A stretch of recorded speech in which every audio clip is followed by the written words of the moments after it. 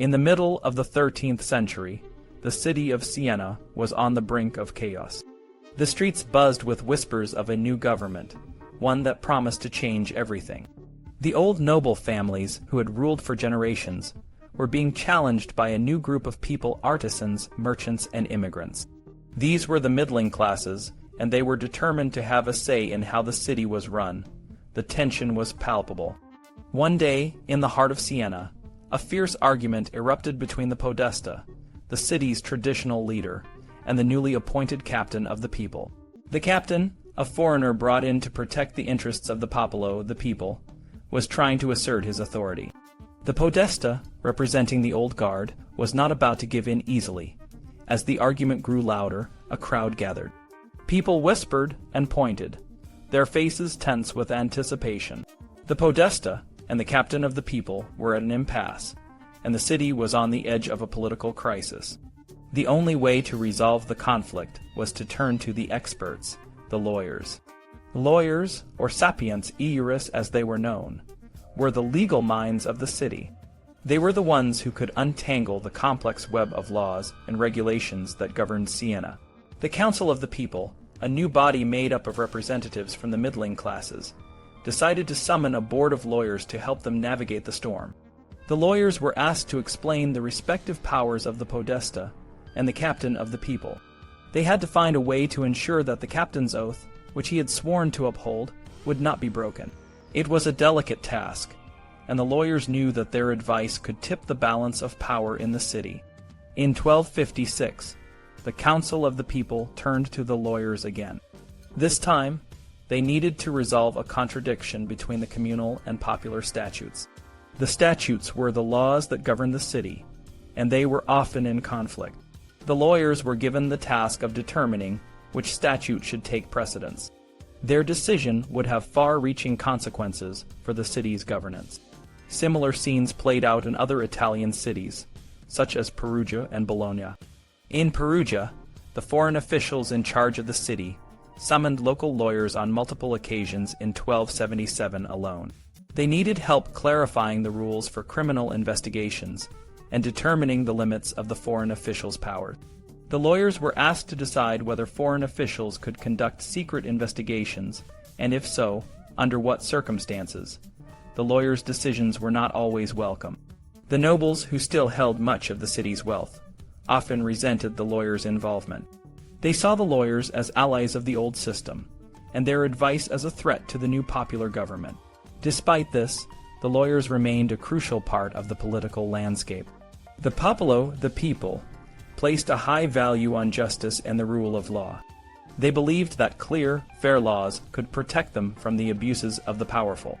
The lawyers, with their expertise in Roman and canon law, were the ones who could help them achieve this. Even though many lawyers came from noble families, they often put their professional duty to the law above their personal interest. In 1258, in Siena, a councillor named Orlandus Rinaldi openly opposed the request for a legal opinion from the local lawyers. He argued that the popular representatives knew their business better than the lawyers. Despite his objections, the council decided to seek the lawyers' advice. This shows the complex relationship between the popolo and the legal experts. The popolo needed the lawyers, even if they sometimes distrusted them. In 1257, the popolo of Siena took a step to protect the poor. They introduced a law that created an office of judges of the people, whose job was to provide free legal assistance to those who could not afford it. This office was a sign of the popolo's commitment to justice for all, not just the wealthy. In Perugia, in 1277, the foreign officials asked the lawyers whether a condemned person should have to pay a sum of money in advance to appeal a penalty. The lawyers firmly opposed this, stating that both the poor and the rich should have an equal right to be heard in court. This decision was based on Roman law, which emphasized the principle of equal rights.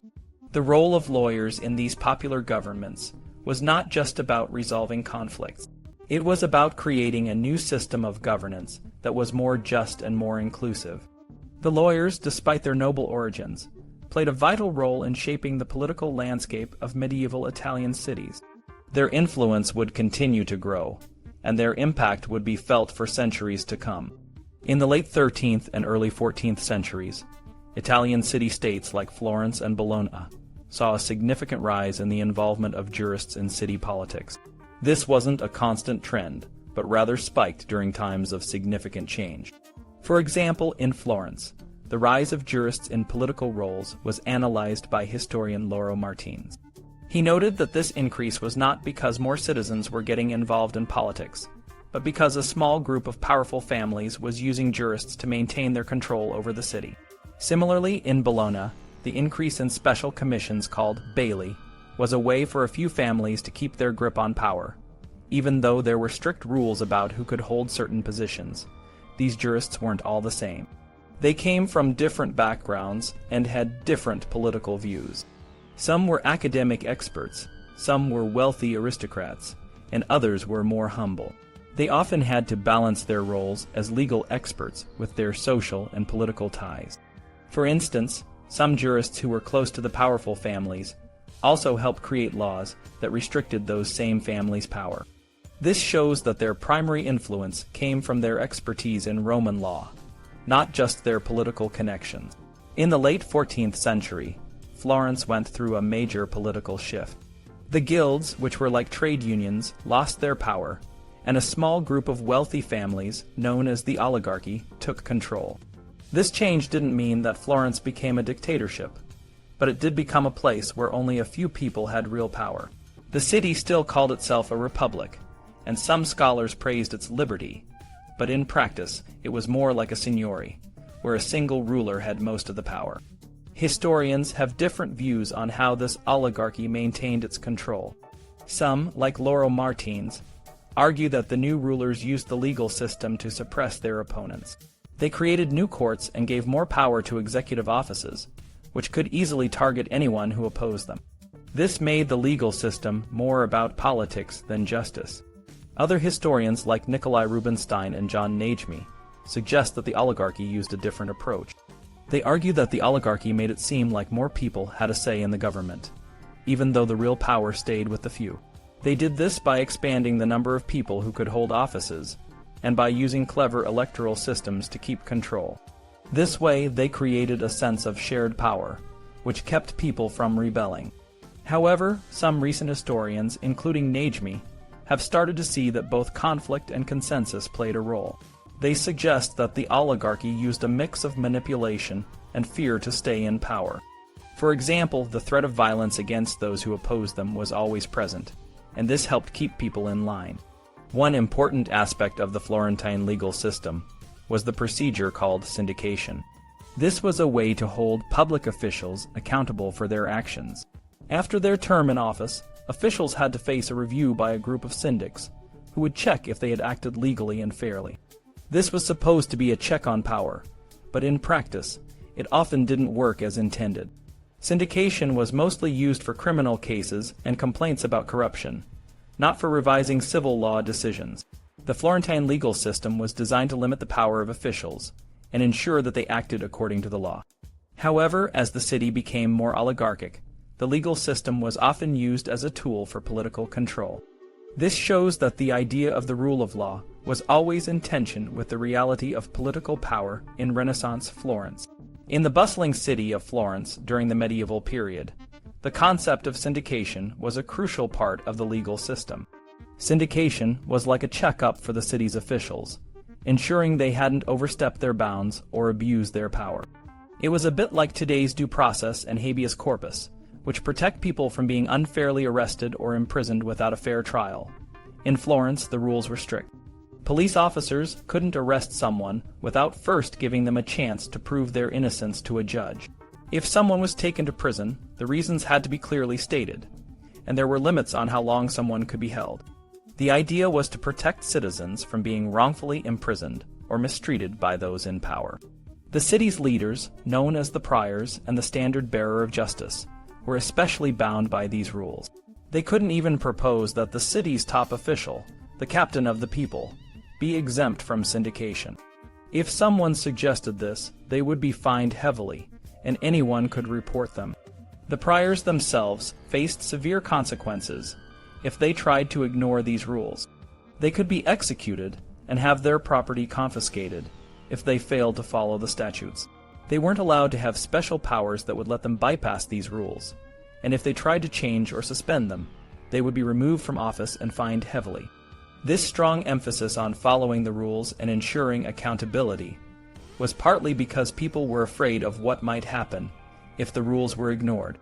The rule of law and limits on officials' power were seen as essential for a fair and just society. However, there was another side to this legal and political culture.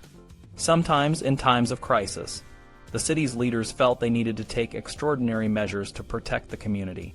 This was based on the idea that the ruler's main job was to keep the peace and unity of the city.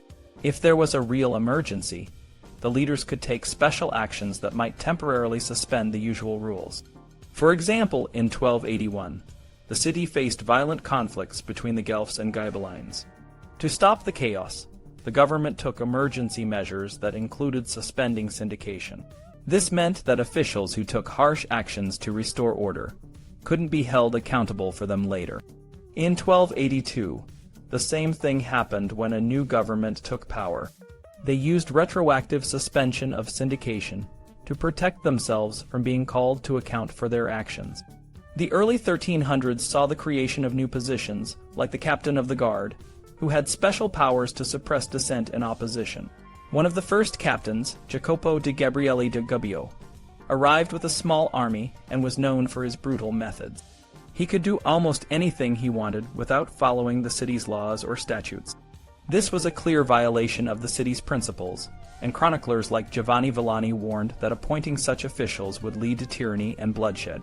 Despite these warnings, the use of emergency measures and special powers became more common as the city's government became more centralized. In 1378, after a period of conflict, the minor guilds, a broad-based group, took control and brought back the captain of the guard. However, this backfired in 1382 when the guild regime was overthrown, and the new, more aristocratic government used the same emergency powers to protect themselves and punish their opponents. The new government suspended syndication for many of its officials, allowing them to act without fear of consequences. For instance, the captain of the people, Abizzo degli Aladosi, could only be syndicated for theft, corruption, or debts. This meant that most of his actions, even if they were harsh or unfair, couldn't be challenged. Was it legal to suspend these rules? Technically, yes. The concept of arbitrium, or special power, was seen as a limited tool that could only be used within certain bounds. However, in practice, these limits were often ignored, and the government could claim its right to take emergency actions by using a special legal formula. Medieval jurists, who were mostly practical lawyers, understood the dangers of suspending the principles of due process. However, they often accepted the idea that in times of crisis, the need to protect the community could override these principles. They saw the legal system as a way to maintain order in society, not just to protect individual rights. After the crisis in 1382, things gradually returned to normal. The new regime, while more aristocratic, tried to create a balance by including more people in the government.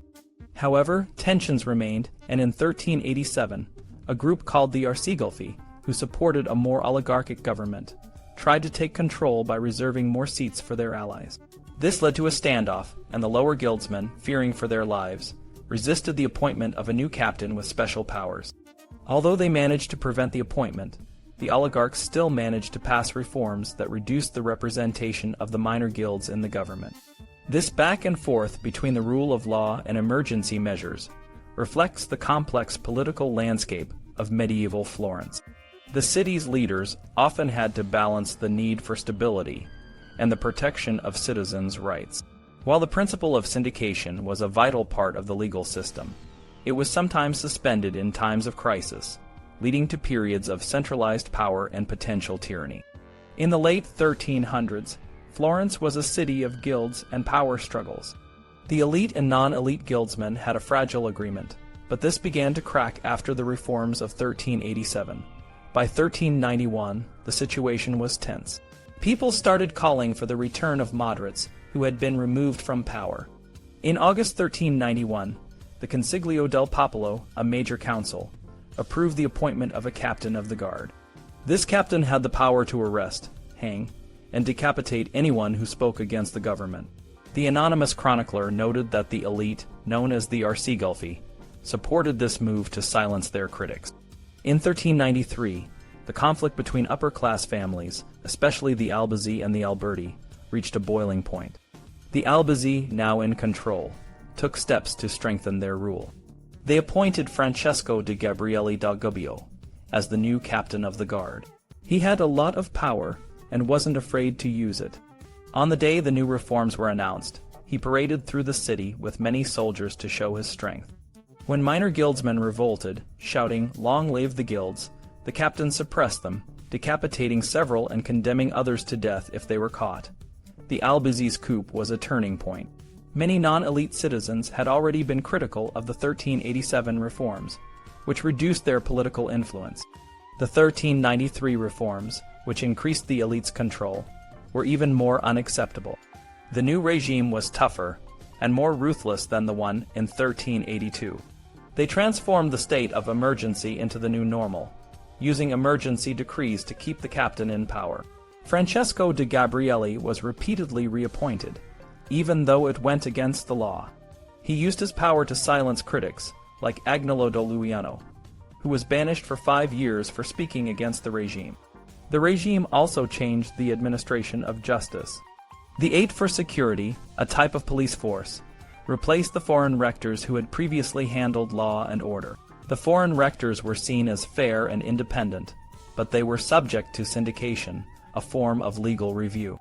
The new magistracies, like the Eight for Security, were not subject to syndication, which gave the regime more control. This change was not easy, as many citizens resisted the suspension of legal norms. The regime faced strong opposition in the councils, but they eventually succeeded in breaking this resistance. The Medici, who took power in the 1430s, continued this trend. They used the captain of the Balia to suppress dissent and maintain control. The Eight for Security became a powerful criminal court, and the captain of the people became their executor. The Defenders of the Laws, another executive office, took over the supervision of the new judiciary. However, when Cosimo de' Medici died in 1464, and his son Piero faced opposition, they quickly moved to restore the old system. The podesta and the captain of the people were given back their full powers, and syndication was reinstated. This period shows how the elite in Florence used emergency measures to centralize power and suppress opposition. The state of emergency, once a temporary measure, became a permanent part of the government's toolkit. The changes in the administration of justice were crucial in this process, as they allowed the regime to avoid legal scrutiny and maintain control over the city. Despite the resistance, the elite managed to establish a new order that would shape Florence for decades to come. The story of the Italian communes, especially Florence, is a tale of political creativity and survival. These city-states were like small, independent countries, where people experimented with different ways of governing themselves. They tried to balance power, so that no one person or group could become too powerful. However, this system had its flaws, and sometimes things didn't go as planned. In Florence, the Medici family eventually became very influential. When Piero the Gouty, a member of the Medici family, restored their rule in 1466, he had to use military force to do so. This was because the usual legal system, the judiciary, had been weakened. Piero called in mercenary troops to help him take control. Later, the government gave special powers to foreign officials to help keep order, but this also meant that the rule of law was suspended in some cases. To secure their power, the Medici and their supporters made sure that these special powers could last for 5 years. This meant that the government could act without being held accountable by the usual legal system. This was a significant step because it showed that the rule of law could be set aside for the sake of preserving the regime. Over time, the Medici family, particularly Piero's son Lorenzo, changed the way the city was governed. They made the Eight Otto di Guardia more powerful than the foreign officials, and this meant that the city could now operate under a permanent state of emergency. This allowed the government to take swift and sometimes harsh actions against their opponents without having to prove their guilt in a regular court.